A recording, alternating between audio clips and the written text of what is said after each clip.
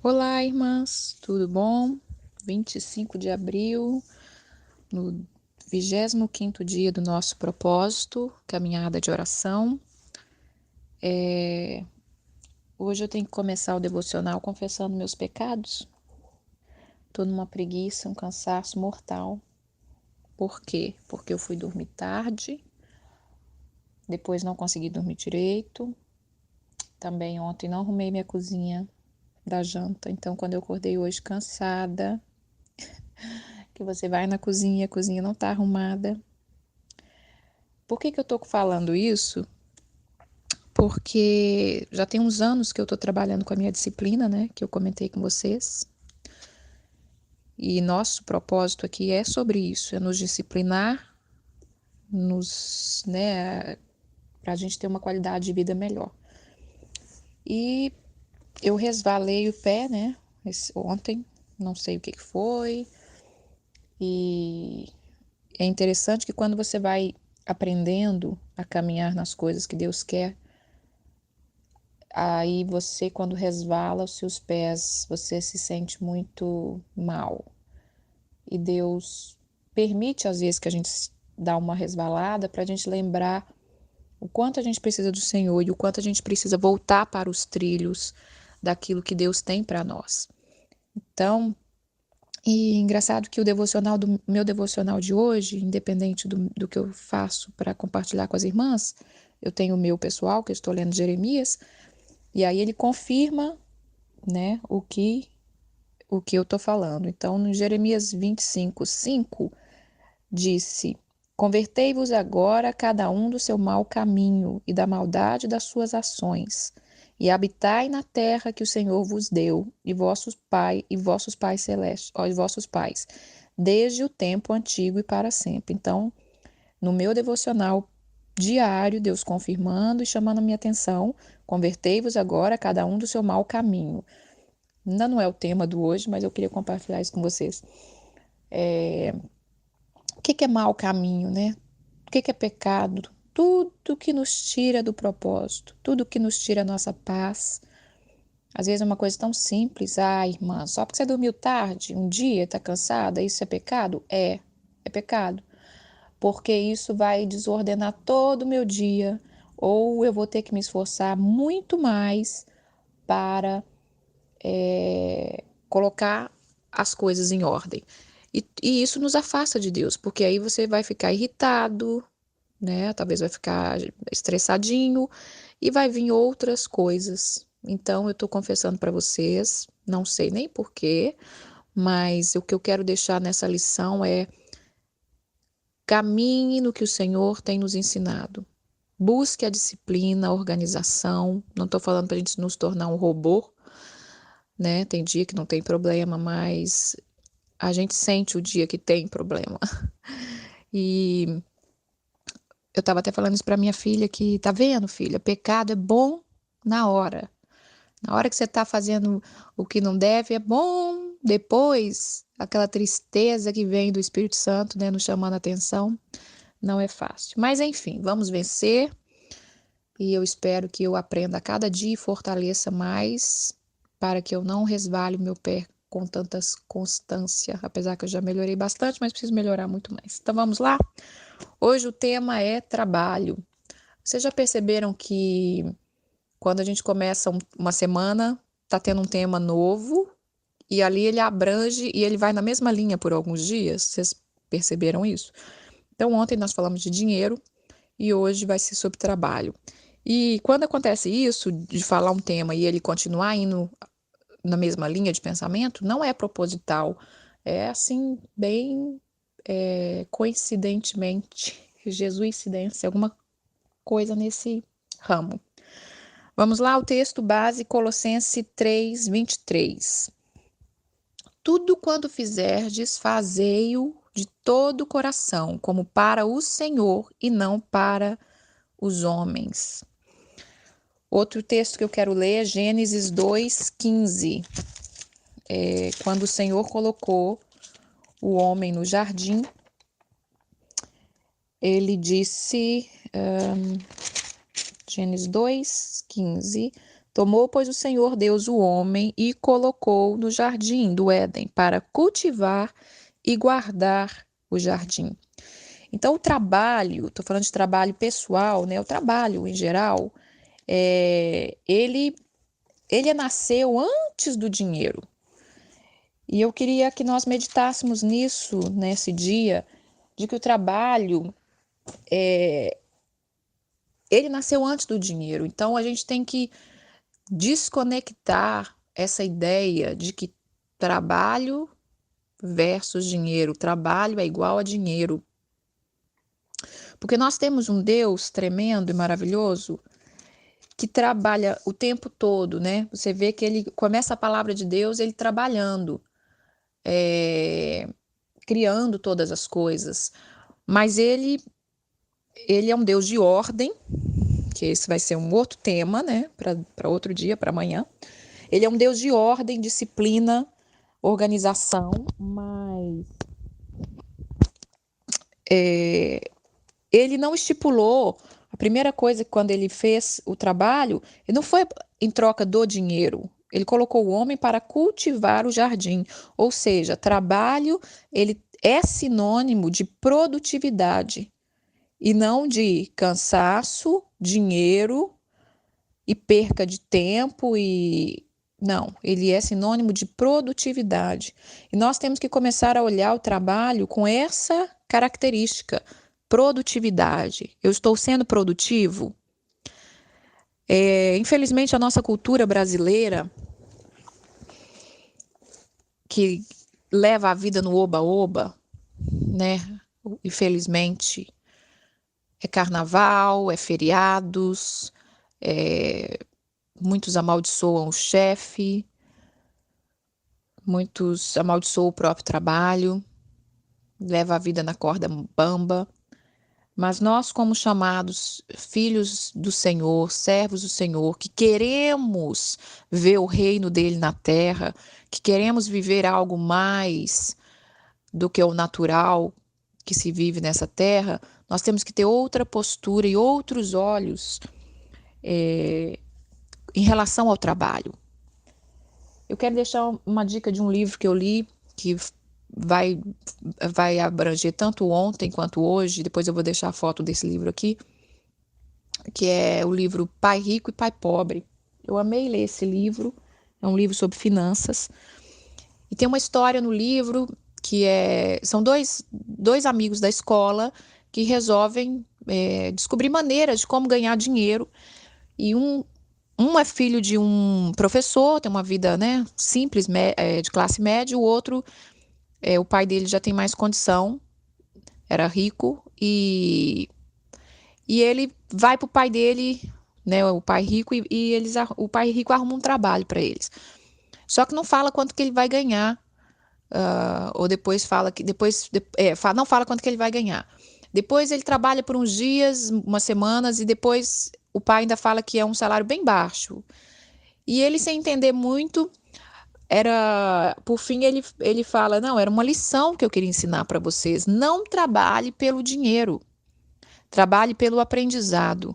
Isso pode parecer a coisa mais ridícula do planeta, né? Essa mulher ficou louca, agora nós vamos trabalhar de graça, não trabalhe pelo dinheiro.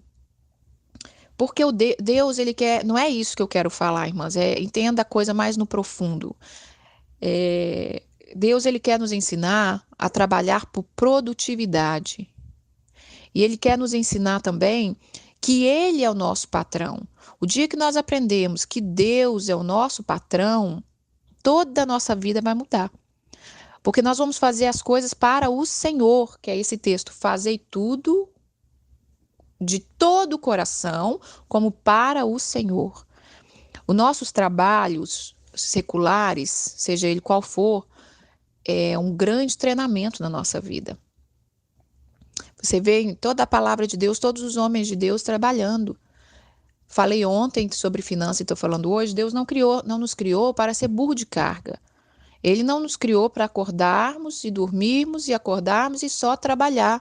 Não, nós temos que ter objetividade, produtividade, né? Entender o porquê que nós estamos fazendo aquilo ali que Deus colocou nas nossas mãos. fazer com excelência, dar o nosso melhor, tentar tirar de nós essa cultura que tem muita coisa ruim que nos impede de viver o melhor de Deus para nós. Quando você estiver no seu trabalho, não só no trabalho secular, mas no trabalho de casa, ou eu não sei onde está o versículo agora, mas veio no meu coração e eu ia colocar ele, eu esqueci. Aquele que sabe que tem que fazer o bem e não faz, ele peca.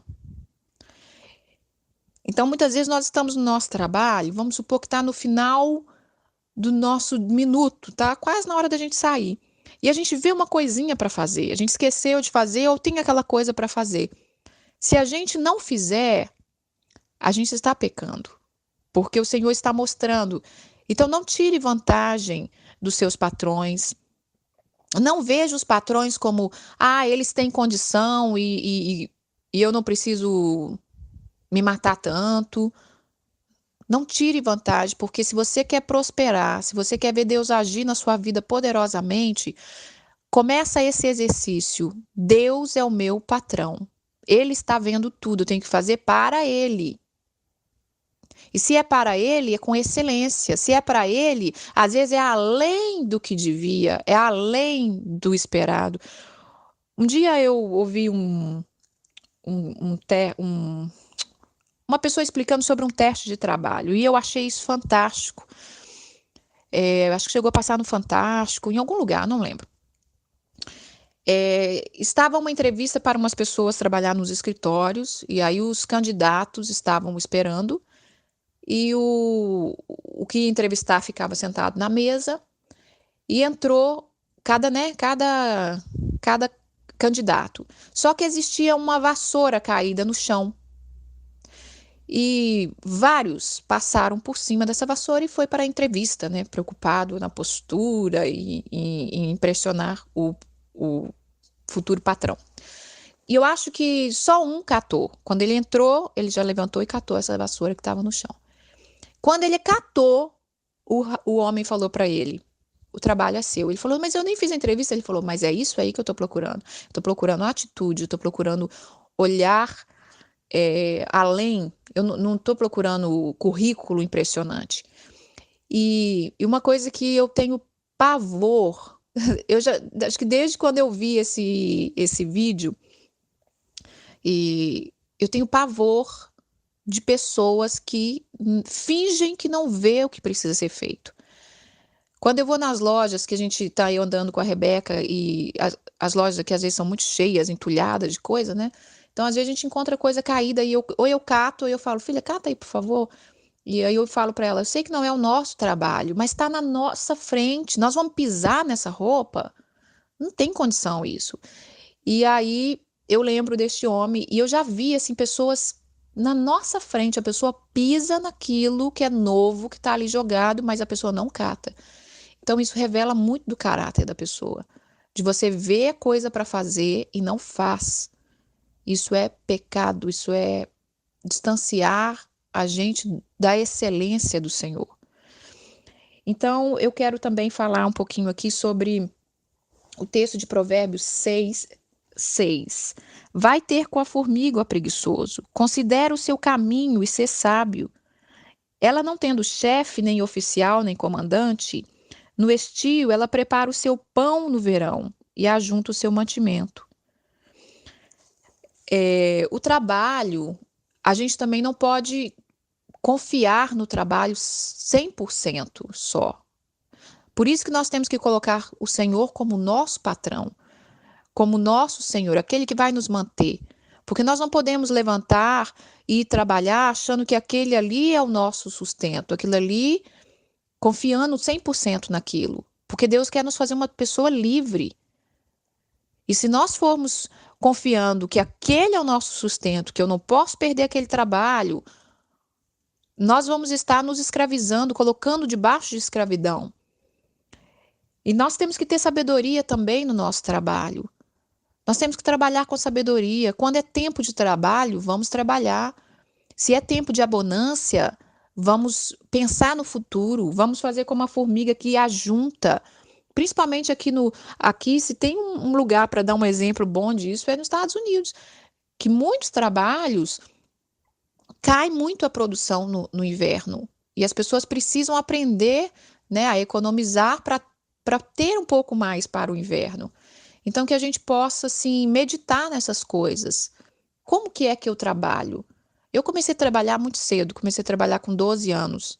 Eu comecei a trabalhar de babá e minha mãe, muito trabalhadeira, ensinou muito a gente sobre ser honesto, sobre trabalhar direito, não tenha preguiça, faça o que te pedirem. E foi um grande aprendizado, graças a Deus. E eu tenho aprendido que quando você entender que Deus é o seu patrão, o seu trabalho vai ficar muito mais leve. Não chega no trabalho carrancudo, mal-humorado. Ai, tem que fazer isso, coisa chata, eu não aguento isso. Gente, isso só traz peso, só traz miséria, só traz derrota. Louve ao Senhor. Senhor, talvez não é o que eu queria estar fazendo, mas eu quero te louvar, porque a Bíblia diz ser fiel no pouco, no muito te colocarei.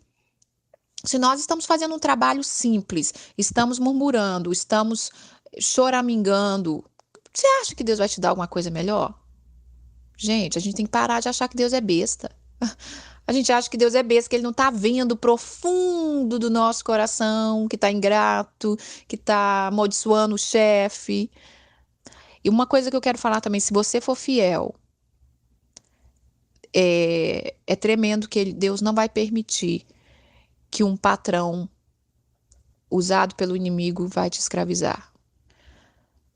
Se ele não, se você é um servo fiel, entendeu os princípios, tem feito assim com excelência, Deus não permite. Deus te tira e abre portas melhores. Isso aí você pode ter certeza. Então, Deus é o nosso juízo. A gente não precisa ter esse medo de que, se eu for muito bom, vão me explorar. Se eu for muito bom, a gente não pode ser besta para patrão. Não, a gente tem que ser o que Deus quer que a gente seja. Se eles estiverem com má intenção com a gente, o próprio Deus, que é o nosso patrão, é o nosso juiz. Então, ele julga a nossa causa. Eu quero deixar um comentário aqui, eu espero que vocês entendam. Então, era isso que eu queria dizer. Lute contra a nossa cultura. Muita coisa na nossa cultura que está arraigada em nós e precisa ser quebrado, né? Quando a gente não respeita os patrões, quando a gente não chega no horário, todas essas coisinhas. O Espírito Santo revela para cada um aquilo que está arraigado dentro de nós, que faz parte da nossa cultura. E tem uma música que eu estava até comentando ontem com a Patrícia, e depois eu quero passar a letra dessa música aqui.